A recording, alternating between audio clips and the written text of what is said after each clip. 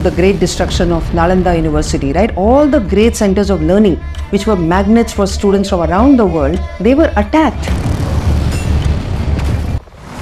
1192 में हुए युद्ध में पृथ्वीराज की हार के बाद 1206 में पहली बार कोई मुस्लिम शासक भारत के सत्ता में आया और उसका नाम था कुतुबुद्दीन ऐबक। गद्दी पर बैठने के कुछ ही समय बाद ऐबक के सेनापति बख्तियार खिलजी ने बिहार में स्थित नालंदा विश्वविद्यालय को आग लगा दी, जिसमें लगभग 80 लाख से ज्यादा किताबें जलकर राख हो गई। अब सवाल ये उठता है कि एक राजा को शासन करने के लिए विश्वविद्यालय जलाने की क्या जरूरत थी? जवाब बहुत आसान है। उनका उद्देश्य था भारत की शिक्षा व्यवस्था खत्म करना। इसके बाद मुस्लिम शासन के 600 सालों में उन्होंने भारत के कई धार्मिक ग्रंथ जलाए और मंदिरों को तोड़ा, जो उस समय शिक्षा का केंद्र हुआ करती थी। बाद में 18वीं सेंचुरी में British governor general William Bentinck ने वुड्स डिस्पैच के अंडर लॉ बनाकर इंडिया में वेस्टर्न एजुकेशन को इंट्रोड्यूस करवाया। उनका मकसद था भारत में विकसित हो रहे दिमाग को वेस्टर्न एजुकेशन देकर ब्रिटिश रूल के अधीन करना, क्योंकि अगर भारत के यूथ को एजुकेट ही न किया जाए तो हम इन पर आसानी से रूल कर सकते हैं। अगर मैं आज आपसे पूछूं कि आप अपने करियर में क्या करना चाहते हैं तो 80% लोगों का जवाब इंजीनियर, डॉक्टर, MBA या फिर गवर्नमेंट एग्जाम्स होगा, पर वास्तविकता कुछ और है। जब आपने तैयारी शुरू करी आप कितने साल के थे?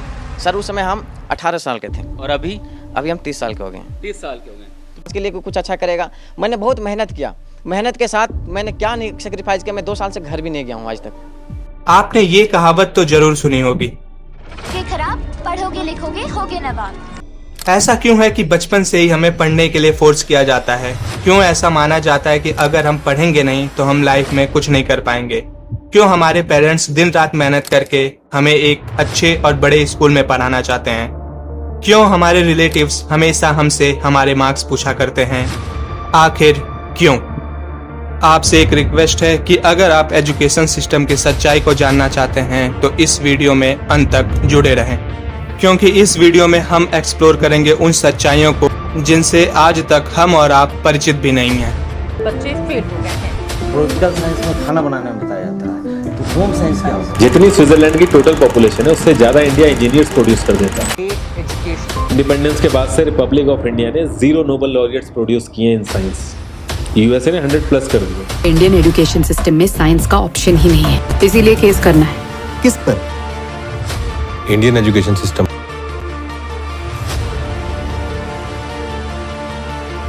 दुनिया के महान साइंटिस्ट एल्बर्ट आइंस्टाइन अपनी क्लास में बच्चों को एक कॉन्सेप्ट पढ़ा रहे थे कि अगर हम एक मछली को पेड़ पर चढ़ने के लिए कहें तो वो कभी भी सफल नहीं हो पाएगी।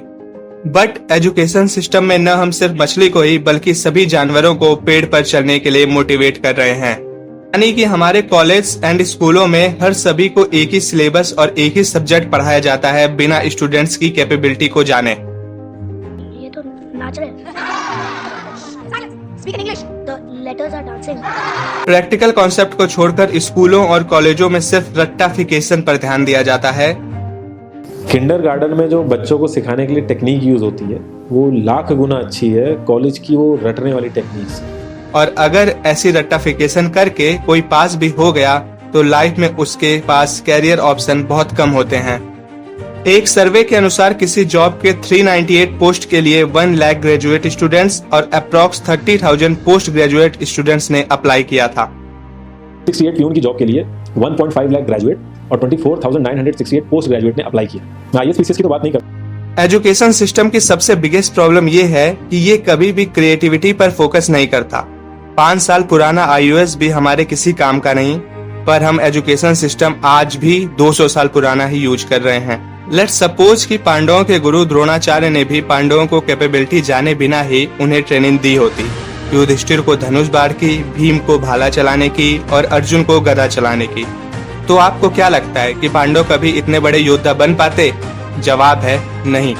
क्रिएटिविटी और प्रैक्टिकल कॉन्सेप्ट को एजुकेशन सिस्टम में इंट्रोड्यूस न करवाने का रिजल्ट ये है कि इंडिया के 65% यूथ अभी भी बेरोजगार हैं।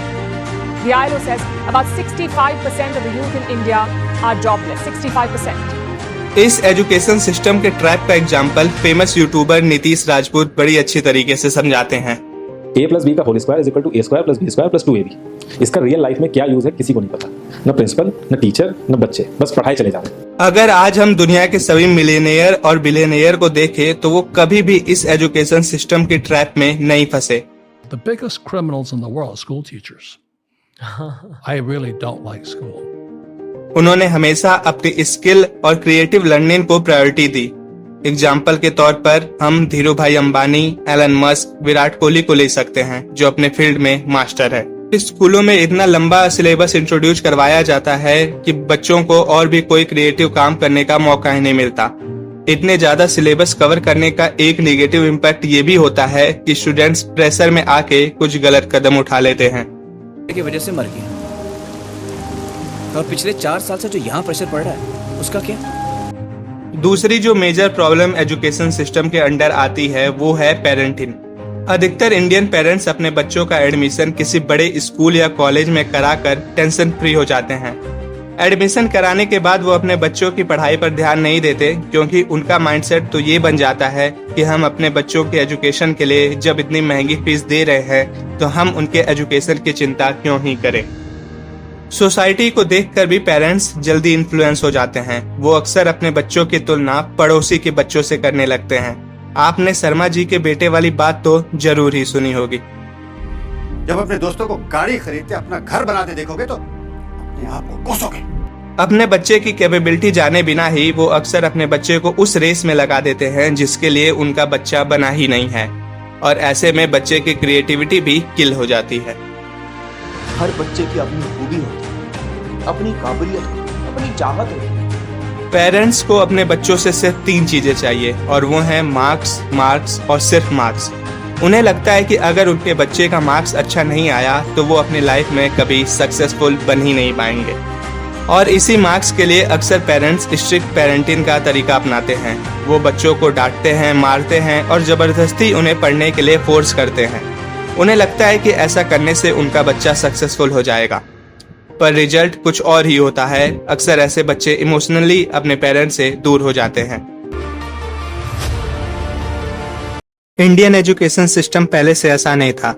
भारत में ब्रिटिशर्स के आने से पहले पढ़ाई गुरुकुल में होती थी, जहां शिष्य अपने गुरु के पास रहकर कई विषयों में जैसे वेद, दर्शन, नैतिक जीवन, शास्त्र आदि में विद्या ग्रहण करता था। लगभग 7 साल की उम्र से लेकर 25 वर्षों तक वो गुरु के समीप रहता और ब्रह्मचर्य का पालन करता।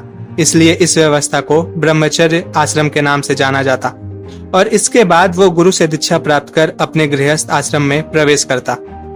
बाद में जब 18वीं सेंचुरी में ब्रिटिश भारत आए तो उन्होंने इतनी बड़ी पॉपुलेशन को कंट्रोल करने के लिए एक स्मार्ट अप्रोच फॉलो किया। उन्होंने देखा कि भारत के लोग उनके द्वारा कॉलोनाइज्ड कंट्री से ज्यादा पढ़े लिखे हैं, and that's why they decided to change the education system of India. इसके बाद ब्रिटिश पार्लियामेंट में ये डिस्कशन स्टार्ट हुई कि हमें इंडियन एजुकेशन सिस्टम को खत्म करने के लिए क्या करना चाहिए। उन्होंने सोचा कि अगर हमें इंडिया पे रूल करना है तो हमें ज्यादा मात्रा में अपनी आर्मी में हिंदू और मुस्लिम चाहिए, क्योंकि ब्रिटिशर्स नंबर में बहुत थोड़े ही थे। बट द प्रॉब्लम इज, अगर इंडियन पीपल अपने लैंग्वेज और कल्चर को कंटिन्यू करते रहे तो हम इन पर कभी रूल नहीं कर पाएंगे।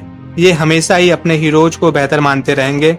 इसलिए ब्रिटिश ऑफिसर चार्ल्स ट्रेवेलियन, जो कि लॉर्ड मैकॉले का ब्रदर इन लॉ था, उसने ब्रिटिश पार्लियामेंट के सामने ये प्रस्ताव रखा कि अगर हमें इंडियन की लॉयल्टी पानी है और उन्हें ये बताना है कि our civilization is better than them, तो हमें सारी एजुकेशन इंग्लिश लैंग्वेज में देनी होगी।